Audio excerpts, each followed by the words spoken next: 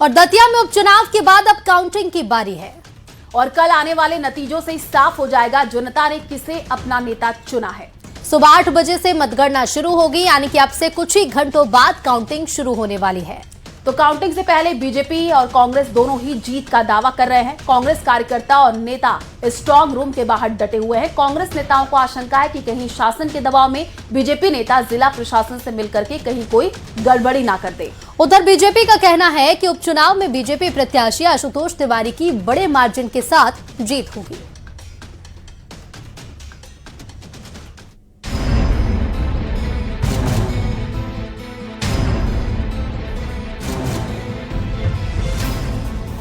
दतिया उपचुनाव में वोटिंग के बाद अब काउंटिंग का काउंटडाउन शुरू हो गया है।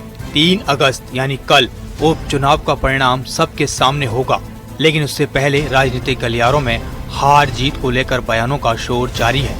बीजेपी का कहना है कि जनता का साथ बीजेपी को मिला है। उपचुनाव में बीजेपी प्रत्याशी आशुतोष तिवारी के बड़े मार्जिन के साथ जीत होगी। केंद्र और राज्य सरकार की जन कल्याणकारी योजनाओं का लाभ लोगों को मिल रहा है और इसका फायदा बीजेपी को मिलेगा। उधर कांग्रेस ने भी उपचुनाव में जीत का दावा किया है। कांग्रेस कार्यकर्ता और नेता स्ट्रांग रूम के बाहर डटे हुए हैं। कांग्रेस नेताओं को आशंका है कहीं दबाव में बीजेपी नेता जिला प्रशासन से मिलकर कहीं कोई बड़ी गड़बड़ी ना कर दें। कि जनता ने लोकतंत्र के महापर्व में उत्साहपूर्वक भाग लेकर विकास, सुशासन और स्थिर सरकार के साथ अपना मतदान किया है। हमें पूरा विश्वास है कि जनता का आशीर्वाद भारतीय जनता पार्टी को मिला है और भारतीय जनता पार्टी लंबे अंतर से दतिया का उपचुनाव जीतने जा रही है। ये भारतीय जनता पार्टी की केंद्र और राज्य सरकार की गरीब कल्याण की नीतियों को जनता का आशीर्वाद है। साथ ही मुख्यमंत्री डॉक्टर मोहन यादव जी के नेतृत्व को भी जनता का भारी समर्थन मिला है। हम लोग सत्ता के खिलाफ चुनाव लड़ रहे हैं।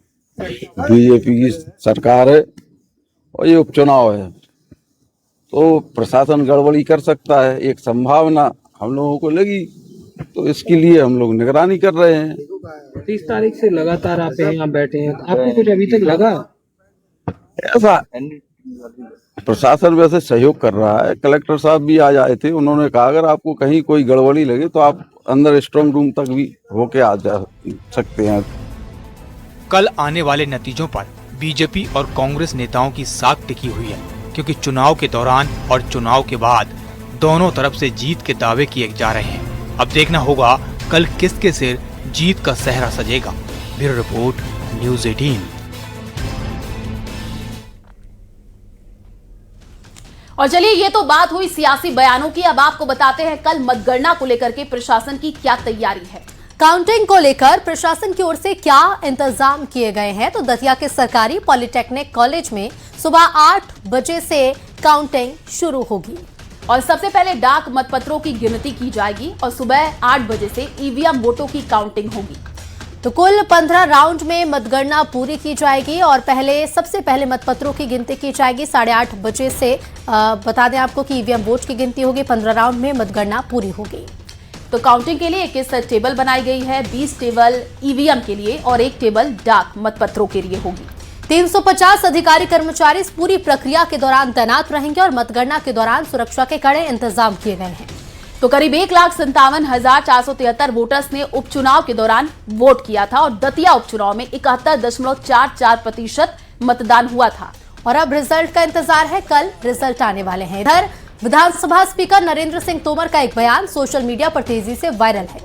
तो इस वायरल वीडियो में नरेंद्र सिंह तोमर कुशवाहा समाज के एक कार्यक्रम में बीजेपी के प्रति निष्ठा रखने की नसीहत दी है। नरेंद्र सिंह तोमर ने कहा है कि बार बार इधर उधर होने से विश्वसनीयता कमजोर होती है और उधर तोमर के बयान पर मध्य प्रदेश में सियासत भी गर्मा गई है और कांग्रेस का आरोप है कि उपचुनाव में बीजेपी की हार हो रही है, इसलिए इस तरीके के बयान दिए जा रहे हैं। उधर बीजेपी का यह भी कहना है कि नरेंद्र सिंह तोमर के बयान के मायने गलत निकाले जा रहे हैं। भारतीय जनता पार्टी सदैव कुशवाहा समाज के प्रति सहिष्णु भी रही है और समर्पित भी रही है। ये अलग बात है बीच बीच में कुशवाहा समाज थोड़ा इधर उधर गुलाटे खाता रहा। विधानसभा स्पीकर नरेंद्र सिंह तोमर का एक बयान सोशल मीडिया पर तेजी से वायरल हो रहा है। इस वायरल वीडियो में नरेंद्र सिंह तोमर कुशवाहा समाज के कार्यक्रम में बीजेपी के प्रति निष्ठा रखने की नसीहत दी। उन्होंने कहा, बार बार इधर उधर होने से विश्वसनीयता कमजोर होती है।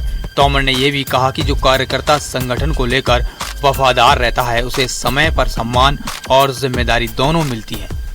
आप सब ने अनुभव किया होगा कि भारतीय जनता पार्टी सदैव कुशवाहा समाज के प्रति सहिष्णु भी रही है और समर्पित भी रही है। ये अलग बात है बीच बीच में कुशवाहा समाज थोड़ा इधर उधर गुलाटे खाता रहा और उसके कारण आपने अपनी विश्वसनीयता को खंडित किया। सवाल इस बात का नहीं है कि कौन किसका समर्थन करेगा। लोकतंत्र में सवाल इस बात का है कि पूंछ और प्रतिष्ठा उसी की रहती है जो एक खूंटे से बंध के रहता है। रहती है कि नहीं रहती, बताओ। नरेंद्र सिंह तोमर का ये बयान अब सोशल मीडिया पर तेजी से वायरल हो रहा है। उधर विधानसभा अध्यक्ष के बयान पर एमपी में सियासत गर्मा गई है। कांग्रेस ने तोमर के बयान पर निशाना साधा है।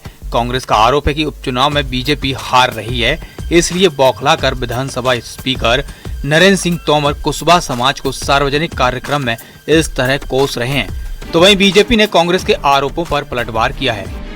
विधानसभा अध्यक्ष आदरणीय नरेंद्र सिंह जी तोमर ने कुशवाहा समाज को टारगेट करके जलील करने की कोशिश की भाषणों में, और उसका जवाब भी कुशवाहा समाज के नेता सोनेराम कुशवाहा ने जवाब भी दे दिया उनको।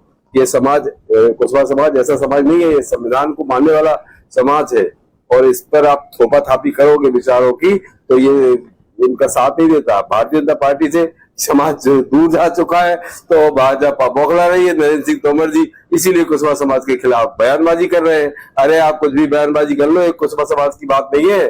अब आपके साथ हर वर्ग आपसे दूर जाएगा। आप जितनी धर्म की राजनीति करोगे, जितनी जाति की राजनीति करोगे, उतने ही जनता से दूर होते चले जाओगे। नहीं, नरेंद्र सिंह तोमर जी का कहने का ये बिल्कुल आशय नहीं है। कुशवाहा समाज तो मुरैना ही नहीं बल्कि मध्य प्रदेश में भारतीय जनता पार्टी समर्पित रहा है, इसमें कोई शक नहीं है। कुशवाहा समाज का कोई व्यक्ति है, उसके बारे में उन्होंने कहा कि ये इधर से उधर को लाठी मारते रहते हैं। मैं पूरी ईमानदारी से कह सकता हूं, या आप नरेंद्र सिंह तोमर जी से पूछिए, कुशवाहा समाज हमारा परंपरागत वोट रहा है, मुरैना ही नहीं बल्कि पूरे मध्य प्रदेश में। फिलहाल नरेंद्र सिंह तोमर के बयान पर सियासी बयानों का शोर गूंज रहा है। कांग्रेस और बीजेपी में जुबानी जंग देखने को मिल रही है। Bureau report, news 18। टीकमगढ़ में संसद परिसर में सांसद पप्पू यादव की ओर से साधु के वेश में किए गए प्रदर्शन को लेकर संत समाज में भारी आक्रोश है। जी हां, बुंदेलखंड पीठाधीश्वर और निर्माही अखाड़े के राष्ट्रीय प्रवक्ता महंत सीताराम दास महाराज ने टीकमगढ़ के ढजरई हनुमान मंदिर में साधु संतों के साथ एक प्रेस वार्ता की। इस दौरान उन्होंने पप्पू यादव के प्रदर्शन को देश के समस्त साधु संतों का अपमान बताते हुए उनकी संसद सदस्यता समाप्त करने और उन्हें जेल भेजने की मांग की है। दुर्भाग्यपूर्ण है जिस प्रकार से पप्पू यादव ने नाट्य रूपांतरण करके सनातन धर्म को विलज्जित करने का प्रयास किया है, जिस प्रकार से साधु संतों को अपमानित करने का प्रयास किया है, भगवा को अपमानित करने का प्रयास किया है, ये अत्यंत दुर्भाग्यपूर्ण है। मैं लोकसभा अध्यक्ष माननीय ओम बिरला जी से कहना चाहता हूं कि ऐसे व्यक्ति को शीघ्र ही बर्खास्त करना चाहिए, और गृह मंत्री अमित शाह जी से कहना चाहता हूं कि ये देश में दंगा ना करा दे ऐसे कार्य करके, इसलिए इसको गिरफ्तार करके जेल भेजना चाहिए। ये साधु संतों का, सनातनियों का और भगवा भेष का अपमान है। ये कांग्रेस की कुत्सित मानसिकता, समाजवादी पार्टी की कुत्सित मानसिकता ये देश स्वीकार करेगा नहीं।